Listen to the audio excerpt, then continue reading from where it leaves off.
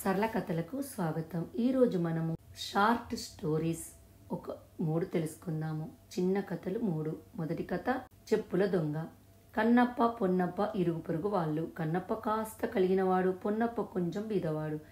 అయితే అతను కష్టపడి పనిచేస్తూ డబ్బు పొదుపు చేస్తూ కొంచెం మంచి స్థితికి రాసాగాడు.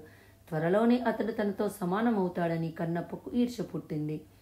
ఒకసారి కన్నప్ప కొత్త చెప్పులు కొన్నాడు. తాను కూడా చెప్పులు కొనుక్కోవాలని ఉన్నదని పొన్నప్ప అతనితో అన్నాడు. చెప్పులు అలవాటు చేసుకోకు, తర్వాత అవి లేకుండా నడవలేవు, డబ్బు దండగా అవుతూ పోతుంది అన్నాడు కన్నప్ప.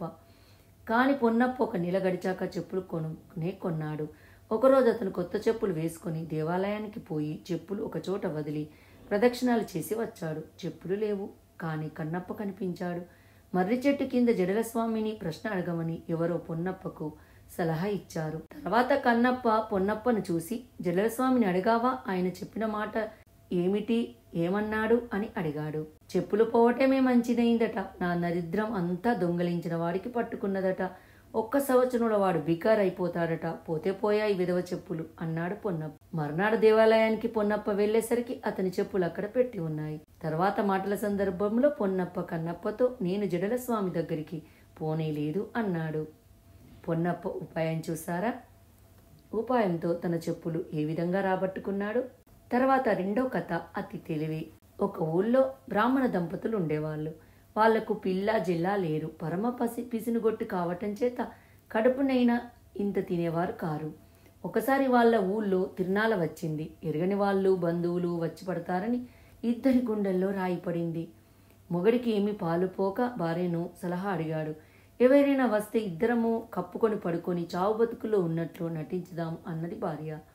తిరునాళ మొదటి రోజునే బ్రాహ్మణుడికి దూరంగా ఇద్దరు బంధువులు కనిపించారు. వాళ్ళు ఎలాగో తమ ఇంటికి వస్తారని గ్రహించి అతని ఇంటికి వచ్చి భార్యతో చెప్పాడు. ఆ ఇద్దరు వచ్చేసరికి దంపతులు ఇద్దరు మంచం మీద పడుకుని దారుణంగా ములుగుతున్నారు. వాళ్ళు వచ్చిన వాళ్ళను గుర్తు కూడా పట్టలేదు. ఇద్దరు వెంటనే బయటకు వచ్చి, తిరునాళ మాట దేవుడెరుగు, ఈ దిక్కులేని దంపతులు పెద్ద కష్టంలో ఉన్నారు, బంధుగణానికి తెలియబరచాలి అని బయలుదేరారు. వాళ్ళు వెళ్ళగానే తమ ఎత్తు పారినందుకు భార్యాభర్తలు సంతోషించి లేచి కూర్చున్నారు.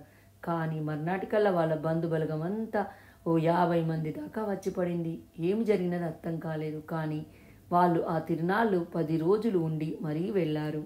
అతి ఆశ కొంపకు చేటు, అవును కదా. మూడో కథ ధర్మబుద్ధి. ఒక ఊళ్ళో ఒక శ్రీమంతుడు అపరధనకర్ణుడు. ఆయన వద్ద చిన్నయ్య అనే సేవకుడు ఉండేవాడు. వాడు చిన్నతనం నుంచి శ్రీమంతుడి నౌకరు. ఒకనాడు శ్రీమంతుడు చిన్నయ్యతో కూడా ఒక సంతకు వెళ్తే అక్కడ ఒక ఖరీదైన రథం కనిపించింది.